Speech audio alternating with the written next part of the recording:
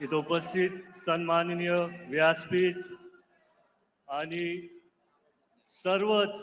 माझे बारामतीकरांचं कुटुंबाला इथं बघून मला भरभरून येत आहे, कारण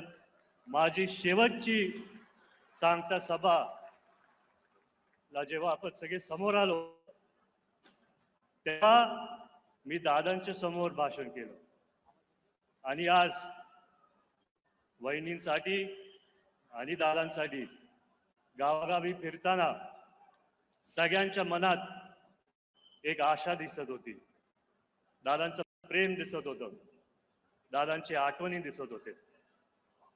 मला अजून आठवतंय त्या सांगत्या सभेत मी दादांच्या समोर पहिल्यांदा भाषण केलं आणि दुर्दैवाने ते शेवटचं भाषण त्यांच्या समोर होतं. गावागावी जाताना जेव्हा मी गावभेद दौऱ्यावरती सगळ्यांना भेटायचो, सगळे मला बोलायचे, दादा यावेळेस खरंच